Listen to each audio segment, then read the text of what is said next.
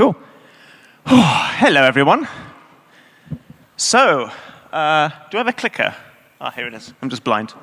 So yeah, I'm Zac. I am the CEO of Aztec, and I'm here to bring the good news about Honk, Mega Honk.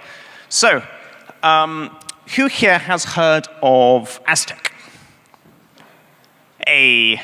Okay, I'm still going to explain what Aztec is, though, for like the few of you who don't. So Aztec is a privacy-preserving programmable layer 2 for Ethereum. So we do snarks, but we also do privacy, private state, all of that jazz. I can't do technology. Is this, hello, help?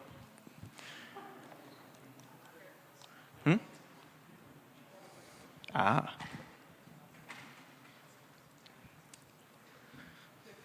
Okay. Hey, okay, great. So, yeah, so we've been around for almost 7 years now, which in Web3 years makes us geriatric. So I'm about to retire to a home. But yeah, so we've been pretty busy all that time. So I was learning about ZK snarks and all of that jazz in 2018, and ever since then, the goal has really been for me and our team to create programmable, privacy-preserving smart contracts. So, as a regular Web3 engineer can write a smart contract like they do on Ethereum, like they do in Solana, but you have private status first-class primitives, and you can do all sorts of fancy things like identity controls and hidden state, hidden information games, basically allowing the real world to interface with Web3 by creating trustless oracles, ZK email, the works. And so, yeah, this originally, what we're now calling Aztec, was called Aztec 3 because we've released several private rollups and various pieces of tech over the past 6 years. But this is the culmination of all of our work. This is the grand plan and the grand project for Aztec to create that fully programmable, privacy-preserving L2, and to ship it sometime next year. This is our roadmap. So just want to tout this. We put this together and announced it the other day. So we have a plan. We have a concept of a plan, even. And this is that. So yes, if you want to know more, that is the website link. I don't think I've ever seen anyone actually follow a website link from a slide presentation. So if you'd like to be the first person in the world to do that, please feel free.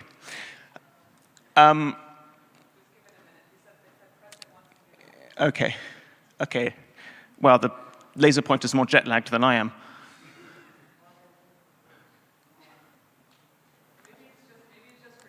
Maybe it's just me. Yeah. It doesn't like me. Who needs slides anyways? So, well, if we can get it working, that would be nice. Oh, yes. Oh, fantastic, amazing. What a wonderful modern world we live in. So, yes. By the way, you might have noticed, or may not have noticed, Huichi, one of our event managers, has made some wonderful Taylor Swift-themed friendship bracelets. So we're all friends here.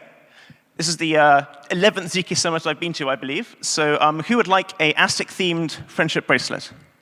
Yes. Ah. Who else?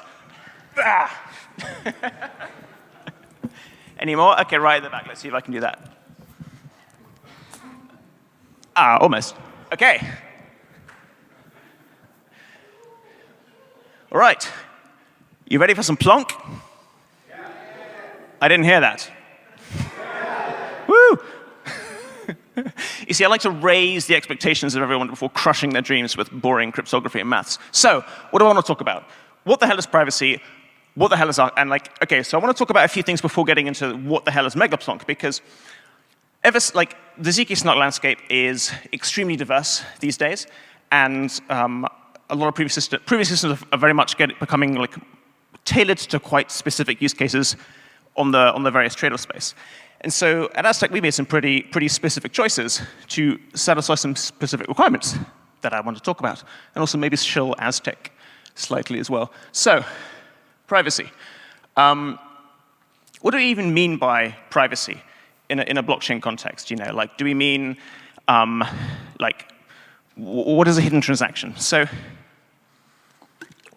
there are 3 kinds of privacy. I think this came from Anna, and I've been stealing it ever since. Basically, you have data privacy, user privacy, and transaction privacy, contract privacy, code privacy. Data privacy is, you can see who's transacting, but you don't know what they're doing, what data they're transferring. User privacy is obviously you don't know who the senders and the recipients are, and code privacy is when you do not even know which smart contracts are being executed. And the goal of Aztec is to achieve all 3. And that's something that we are doing with the current Aztec network. So this can kind of be summed up as basically saying, if you have all 3 privacy properties, if you look at a blockchain, you look at the list of transactions going through, you look at the transaction data, all you can conclude is something happened, and that's about it. So how do we actually create privacy-preserving state models? I don't know why I'm even looking here. I can see it here. I'm just blind. So there's a problem with privacy. Well, there's many problems with privacy, but it wouldn't have taken 7 years otherwise. But one of them is that if you have private state that's encrypted, it's effectively owned by the people that can decrypt that state.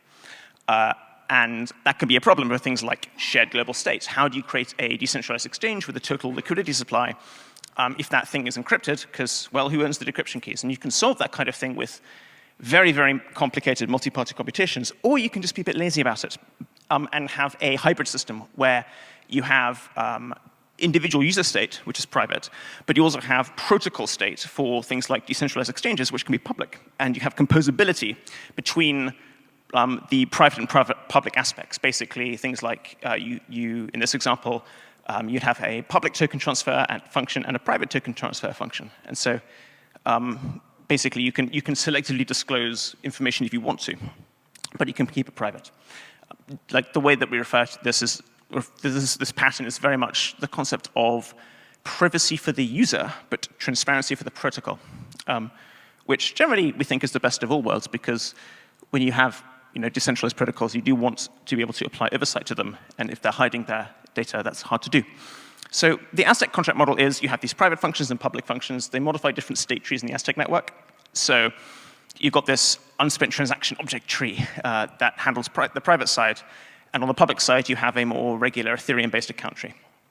And of course, we want to abstract pretty much all of the messiness around handling UTXOs away with using Noir's very advanced semantics. But this is fundamentally what's going on under the hood. So the idea is that you have a data tree that is encrypted notes and a data tree that represents account-based state. And yeah, that's how you do privacy. So yes, hang on. Oof, let's not see that again. So architecture. How does the Aztec network function broadly? So this was our original kind of first attempt at creating the architecture diagram. I don't think you can see it, but it says, this diagram is Mike's baby. Please do not edit it without first consulting Mike. Smiley face. So very complicated, very messy. So let's try to break it down. A user transaction in a network like Aztec is what an observer actually sees when they send that transaction to the transaction pool is that you have this concept of a kernel proof, which is a bit like the ZK protocol. A kernel is a program that validates the correctness of individual transactions. So you have a kernel proof, a list of state variables to create, a list of nullifiers, which represent state variables to destroy, a list of public functions to execute, and the world state that was used to complete the kernel proof. That's all that an individual will see when they look at a user's transactions. And from that, you can acquire very little information. If they are not executing public functions, and the number of UTXOs and nullifiers that they're creating conforms to some kind of standard, say 2 in, 2 out, then this transaction, you can make this transaction look uniform with thousands, tens of thousands of other transactions. So the transaction flow is very much, you have this concept of a kernel proof, which is going to be validating client-side a lot of the Aztec protocol, hiding a lot of information. That then gets sent to the proof gets sent to a sequencer network, peer-to-peer transaction network. The block producer, which is selected through a decentralized mechanism called Finet. When they include your transaction in a block, they will send that block off to a prover network to make a proof. That's when the public functions that you're calling in your transaction flow get proved. And then it goes to a L1 rollup contract. Simple, right? So how do we build privacy-preserving abstractions? Well, we use a language called Noir. It's very much based on Rust and very actively under development. So we've been working on it for about 3 years now. And it's a very different beast to what it once was. Pretty advanced and sophisticated. And we could use Noir to create very bespoke abstractions around how to handle privacy-preserving information, how to efficiently encode programs as snark circuits. So data is represented as encrypted notes. So you have a contract address, a nonce, your storage slot, some storage data. It's a bit like how Ethereum does it, except this stuff is encrypted because there should be a secret in there. No, we forgot. And then you have this concept of a nullifier. So who here knows about nullifiers? Wonderful. That's a lot of hands. I'm very impressed. So for those who haven't raised their hands, the problem with privacy-preserving transaction networks is if let's say I send I want to send an Ethereum to Jens, and I want to do this in an encrypted way. Well, if I have like a note that says Zac owns 1 Ethereum, even if it's encrypted, the act of deleting that note would leak information naively, because on the blockchain network, you'd have to say, OK, that note's destroyed now. And so you could see the transaction that created that note. You could see the transaction that destroyed that note. You see the transaction graph. That's a problem. Nullifiers solve this because nullifier is effectively a way of recording a note as being deleted without revealing that information. Effectively, what it is a nullifier is the note, but encrypted under a different encryption algorithm. And so in order to spend a note, I need to prove that the note exists and the nullifier does not exist. And I prove that locally client-side in a privacy-preserving ZK snark, so nobody else leaks this information. And because the nullifiers are encrypted with a different algorithm, if I create a nullifier and post it on the chain, nobody can link that nullifier to a note that I originally created. So basically, you see, if I wanted to send 1 ETH to Jens, I would create Jens' note, and I would create 1 nullifier, but nobody would know like the owners of those 2 entities. So yeah, encrypted notes in Aztec, they're not, I say notes, because I'm using the Bitcoin nomenclature of UTXO, unspent transaction. Wait, they don't use note either. I don't know where note came from, maybe Zcash. Basically, in Aztec, notes don't represent cryptocurrency values, they represent abstract, arbitrary state that a smart contract gets to define how it's used. A bit like storage data in an Ethereum smart contract. So here, we're saying basically encrypted notes, they live in storage slots within a contract. So instead of having the idea of, in other privacy-preserving architectures, the concept is you have state that exists on a blockchain, and you define birth and death predicates on that state. Very literally creating state transition functions for single state variables. We're taking more of the Ethereum approach of you have a smart contract, and that smart contract controls a bunch of arbitrary states, and you can define like the modification rules in a much more abstract way. Private transactions can have public effect, so you can emit an event if you want. You can call public functions. Obviously, this will leak some information, so you be careful with it, but sometimes it's necessary. So yeah, ta-da. And then provers and sequences create this concept of recursive rollup. So once you have all your user transactions, every user transaction has a very chunky zero-knowledge proof attached to it. That's not cool, expensive to verify on-chain, so we don't. We had this rollup architecture, basically this 2-to-1 compression function where you recursively verify 2 proofs, make that 1 proof, and then you create like this tree hierarchy of recursive provers, which basically means as long as you have arbitrary compute, which for a prover network you basically do, then the overall time required to make that the full rollup proof is logarithmic in the number of transactions in the block, which is nice. Allows us to get, in theory, high transaction throughputs. Okay, so I know this talk was titled MegaPlonk, and I haven't talked about Honk or Plonk or anything yet, so this is why I do that. 1 second. Okay, cryptography. Cryptography. Right, so what do we want? What do we want our cryptography to do? So based off of everything I've said, we have a few requirements.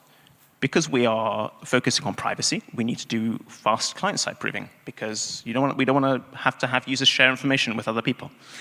That client-side proving needs to be low memory, because if you're working on a phone and you're interacting with a web application, then your phone's browser is going to nuke any tab that uses more than a gigabyte of memory, which is fun. And we need extremely fast recursion of folding, client-side. Partially, this is how we architect our transactions, because if you have a smart contract that calls another smart contract that calls another smart contract, and you want to represent that all in a single transaction, well, all of the smart contract calls are basically representing the execution of arbitrary, untrusted code. And so recursion creates a very nice abstraction where you can basically silo those programs into individual snark circuits, recursively verify them together, and then apply some additional logic to validate the snarks are doing what they should be doing in our kernel circuit. But that needs recursion. We can also use recursion to get past memory bottlenecks by recursing before you use too much memory. And we need relatively small proof sizes. This one is a little bit oblique. Why do we need small proof sizes when all our proofs are going to be combined in a rollup? It's because Aztec is going to be launched as a fully decentralized network, which means every user transaction is broadcast through a peer-to-peer network. And so if every user transaction is large, let's say, for example, it's 100 kilobytes, then in order to get 100 TPS, that means you have 10 megabytes a second. You need 10 megabytes a second throughput on your peer-to-peer network, which means you need considerably greater latency to get that much throughput. So small proof sizes are kind of important for us. So how do we do this? So we have a rather complicated cryptography stack now. Back in the day, you used to just have a proving system and you were done. But nowadays, we have lots of additional high-level abstractions to handle things like the concept of incrementally verifiable computation, which I'll get into a little bit. So our main thing is Honk.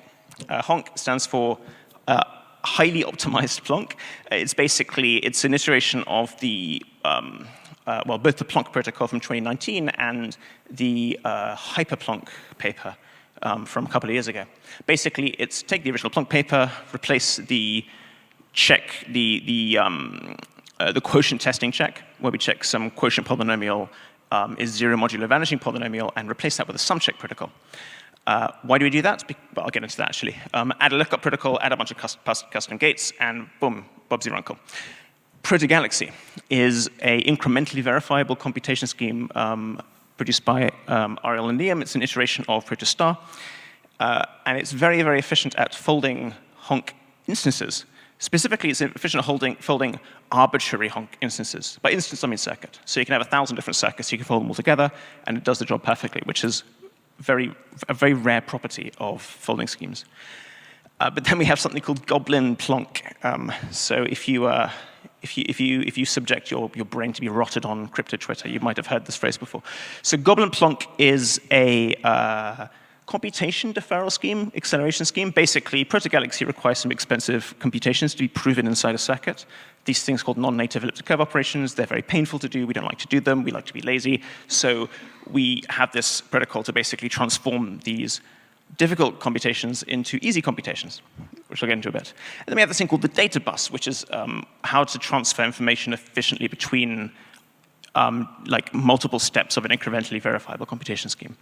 So this one's a little old. We're working on it a year ago. I think Jens has a very nice memory checking scheme, which is better than this. But yeah, we're focusing more on security these days. So, Honk. What is Honk? So why do we use a sumcheck protocol? Sumchecks are a much older technology than this concept of quotient testing. I think they were around in the 1990s. They formed the backbone of the early proto-ZK snarks.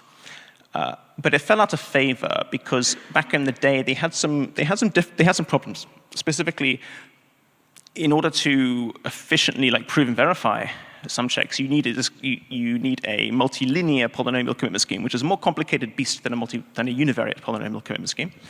And until the last couple of years, we didn't really know how to both efficiently encode a multilinear PCS whilst acquiring important properties needed for a Plonkish circuit, specifically this concept of a shift. If you have basically we use polynomials as vectors, more or less. And so if you're committing to a vector, how do you do a off by one shift of that vector? That's really important. And until recently, we didn't really have a good way of doing that with a multilinear polynomial, because if you're representing your vector as a multi-dimensional Boolean hypercube, then there's no uniform transformation you can do on that hypercube to get a shift. So yeah, there are a few reasons why sumchecks weren't used until recently, but those problems have been solved. So now sumchecks are lovely because they have linear complexity in proof of time, and they have very, very low relative memory consumption. Because you don't have fast Fourier transforms, you're not blowing up your witness trace. So for Aztec and the fact that we have a very, very, very small memory footprint to play with, this is very important for us. And we have a draft paper that's hopefully going to turn into a real paper before the end of the year. So just teasing that now, honk.pdf. So we've had to be relatively opinionated about the specific configuration of Honk that we're using for Noir and Aztec. This is because we want to make sure that in the Aztec network, every proof that's being verified has some common structures. For example, the number of selected polynomials is the same. The algebraic statements being checked in the snark are the same. And so this is basically what we settled on, is in how do you compile programs to circuits where you can do pretty much pretty advanced arbitrary computations without a VM, because client-side virtual machines add quite a big overhead to memory consumption and recursion costs sometimes. So yeah, basically we have elliptic curve operations, arithmetic gates to do non-native field arithmetic efficiently. If you've ever worked with this stuff, you'll understand why. We have these kind of memory checking gates for these what we call ROM and RAB abstractions, basically read-only memory, random access memory. So in Noir, if you're creating an array, and then you're reading from that array at arbitrary points, or you're writing and reading into that array repeatedly, this is what's happening under the hood. And then lookup gates originally it was the lookup protocol, it's now the logup protocol that we use, so that should be changed. And then we also have a modification to our permutation argument, which allows for implicit efficient range constraints for small range values, and the subset equivalence check concept. Basically, in your circuit, in your witness trace, you can basically define, imagine you color a bunch of wires red, you color a bunch of wires yellow, you can prove the set of red wires is equal to the set of yellow wires, but the ordering of the two is undefined. And that's very useful for memory abstractions and range checks. The paper will reveal all. Maybe if we have time for questions, I can do that too. So here's an example of what's in the paper, sorting gate. This is really basic. How do we do range checks? I'll go into it. So because of this subset equivalence check, what you can do is if you have a bunch of wires in your circuit, you want to range constrain. Let's say you want to put them all to be within a, well, for us, 14-bit range. At the end of constructing the circuit, we add additional dummy gates at the very end. And then what we do is we tag all the wires that need to be range constrained, and we copy them into the additional spare gates we created. And then we apply a subset equivalence check. So we say, the cloned wires, their values are equal to the original range checked wires. Why is that useful? Because in the cloned version, they're sorted. They're sorted in incrementing value. And so with the addition of a few additional dummy gates to make sure that you can transition across the range, what we do is in the sorted list, we assert that the first wire is 0, the last wire is 2 to the k minus 1 for a k-bit range check, and the relative difference between two adjacent wires in that list is 0, 1, 2, or 3. So as long as you have 2 to the k divided by 3 dummy wires in the circuit, you can guarantee you can always traverse that range. And what that does is it basically gives you constant complexity range checks. Instead of having to do bit decompositions, you can, well, in our case, basically get a 14-bit range check for a quarter of a gate. And then you can obviously combine those for larger range checks. Why 14 bits? It's because we optimize for small circuits because we're doing client-side proving. And the larger the range table, the more dummy gates you need. IVC. So yeah, this is where things get really complicated. Who here has heard of incrementally verifiable computation? Gotta say, the level of literacy in this room is amazingly high. You should be very proud of yourselves. Incrementally verifiable computation, what the hell does that mean? So imagine you have some permanent state, some database or something, some input state, and then you have multiple snark proofs that are modifying that state. So you have some input state, output state, and then the output state becomes input state to a new circuit, and on you go. It's called incrementally verifiable computation because you're just basically updating some blob of data over and over again repeatedly. And an Aztec transaction can be considered an IVC. Basically, every single time you're calling a function, you're modifying some state. And so it's a fancy way of basically saying recursion, and recursion is a fancy way of saying verifying a proof in a proof, but not fully verifying a proof because that's expensive, basically doing as little as you can to mostly verify a proof. And yeah, so folding schemes are this current state of the art, and they enable for ridiculously efficient recursion. The idea here is in Aztec, each private function compiles to a distinct circuit. And we need an IVC scheme that can compose, what we say by compose a sequence of arbitrary functions means basically we have a function call stack represented in our circuit. And in the kernel circuit, we pop a function off the function call stack. And then we verify a proof associated with that function. And then we examine that proof's public inputs. And depending on what they do, we may push additional functions onto the function call stack or emit other effects. And that's basically one iteration of the kernel circuit. And so to fully execute a transaction, you need to repeatedly prove the kernel circuit over and over and over again until the function call stack becomes empty. So back in the day, this was basically like a pipe dream. When we launched Aztec Connect in 2022, it was one of the first uses of recursion on Ethereum. And it was 700,000 constraints to recurse. To do like 32 recursions took 5 minutes of a 128-core server and 128 gigabytes of memory. So the idea of doing this client-side was a pipe dream, but a lot has changed since 2022. Now this is relatively easy. This is our IVC scheme. Can anyone see that? I can't even see that, and I'm like 1 meter away. OK, so basically, let me try and walk it through. I can use the laser pointer. So the idea is all these Fs are functions that represent individual like smart contract functions, and K represents the kernel circuit. So the idea is what we're doing is every iteration coming in as a function statement and a proof, and the previous kernel instance. We then VIVC is basically folding. We fold F2, the F function and the previous kernel circuit into some kind of accumulator, and then we spit out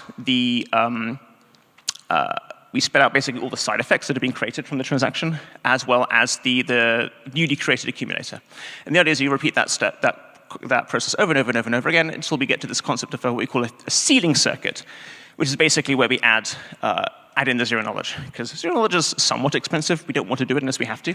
So here is where all the information that used to be public becomes private. And all you get out of this is the pure side effects, basically those encrypted notes to create the encrypted nullifiers to destroy the public functions to call.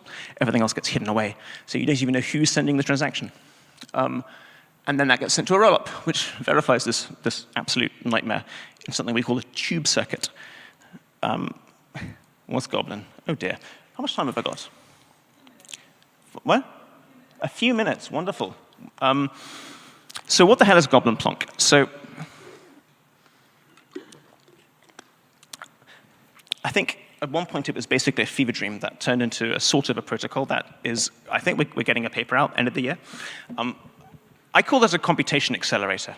The idea is when you're folding, when you're doing this thing, every time you want to do a fold, basically you have commitments to your circuits. You have commitments to your incoming functions proof. You have commitments to your incoming previous kernel iteration proof. And those commitments are elliptic curve points. And in order to fold them, you need to do scalar multiplications on those elliptic curve points, which is annoying, painful. We don't want to do that because it's a very like infamous problem in ZK snarks where if you're working over a single elliptic curve and you want to do elliptic curve arithmetic in that elliptic curve over a snark defined over that elliptic curve, the prime field you need to work with is not the same as the prime field available in your circuit. So you need to do emulated prime field arithmetic. Very expensive, very painful. We don't want to do it. So we use Goblin Plonk instead. OK, so how does it work? I should know I designed it. So we have this concept of an operations queue. So let's say you're in your circuits, life is good, you're doing folding, and then, oh no, you need to do an elliptic curve scalar multiplication. How about instead you don't? What you do instead is you have basically a table that you can write information into. And in that table, you basically you write in the elliptic curve instruction that you need to do and your claim as to what the result is. And then you move on with your life. You just assume the claim is correct. Obviously, that is very efficient because you're not doing any work. And that table that you're writing stuff into basically becomes a commitment to what we call a transcript, a commitment to all the elliptic curve operations that you need to prove but have not yet proven. And the idea is in our IVC scheme, as we are folding, what's happening here is in some of the in this side effect output, we're getting an incrementing list of elliptic curve instructions to perform. So basically, it's a bit like maybe when back at university we have a lot of assignments to do, lots of responsibilities piling up, and you're just ignoring them, trying to drink the pain away until at some point you finally have to deal with it. And then how do we deal with it? So this, I think we borrowed, stole, were inspired by the Ethereum Foundation and their blob work with this, which is basically, so you have a commitment to elliptic curve operations over, let's say, curve A. And we know that elliptic curve B can very efficiently evaluate operations over curve A. So in Aztec's case, these two elliptic curves are called BN254 and Grumpkin. And so we have a bunch of BN254 operations we need to do. We'd rather do them on the Grumpkin curve because it's really efficient. So how do we do that? Well, the idea is you have this BN254 commitment to all the stuff you have to do. What the prover does is they just magic out of thin air a commitment over the Grumpkin curve to the same information. And then you need to do two things. One, you need to prove that the commitments are commitments to the same information. And two, you need to prove, and then you need to actually prove that the elliptic curve operations are correct over the Grumpkin curve. That second part is what we have a circuit called the elliptic curve virtual machine, because it is the world's most unique, bespoke, artisanal virtual machine, because it only does elliptic curve operations and nothing else. That part is very efficient, because now you're working over the Grumpkin curve, so BN254 operations are really, really cheap. So that's great, lovely. But how do you prove the commitments are the same? Well, that's fairly straightforward. We have this thing called a translation circuit. I say it's straightforward because I didn't write it, but that chap over there wrote it, so he might have a different opinion. So 2 minutes, okay, good. So in the translator circuit, we basically, so you've got these two polynomial commitments, one over BN254, one over Grumpkin. Use a regular bog standard normie polynomial commitment scheme over the Grumpkin curve to open your polynomials at a random point, evaluate them. And then what you want to do is, for the BN254 commitment, you want to pretend that they're Grumpkin commitments. You want to imagine what it's like to be a commitment over the Grumpkin curve and pretend that you are one. And then, using emulated field arithmetic, evaluate the information committed to in the BN254 curve. Evaluate it as if they were coefficients over a Grumpkin polynomial.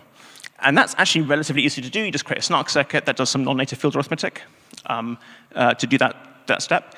And what it effectively does is it translates non-native elliptic curve group operations, scalar moles, into a constant small number of non-native field operations, which is a concretely asymptotically better thing to do. Like asymptotically you can prove it's less work. I think it's like something related to the security parameter of the curve. Anyway, it's very efficient, really efficient. It means that we can recurse in about 12,000 gates, and that's not even very optimized. So we're talking milliseconds there. It's really good. And so this is the full completed thing. I did not make this diagram. It's far too good for me. This was my colleague Mara who did it. But the idea here is you have F and you have G. So G is basically elliptic curve operations over the Grumpkin curve. Is it? And F is your accumulated folding instance. And as you're folding, what you're doing is you are, my laser pointers. Yeah. As you're folding, you are adding more information into this list of elliptic curve operations. You're growing this list. And then you basically kind of deal with this by creating these elliptic curve virtual machine and translator proofs.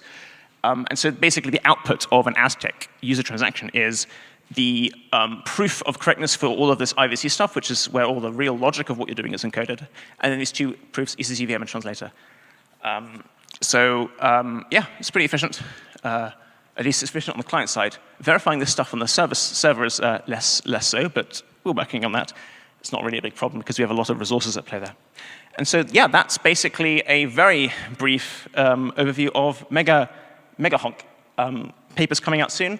Thank you for listening. If you want to get in touch, join the Discord, look at the roadmap, look at our research, download Noir, tinker around, and yeah, thank you very much for listening.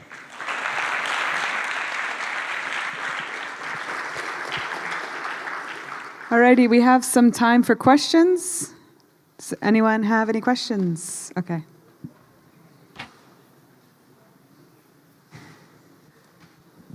How's it going? Thanks for the talk. Hello. Just to check whether you're aware that the idea of shifting a polynomial on the cube is solved. Yeah. Yeah. Yeah. That's why we use sumchecks now. But back in the day, it wasn't a solved problem. Like you go back 3-4 years. Okay. Yeah. Cool. Yeah. Any other questions? Okay, thank you again, Zach.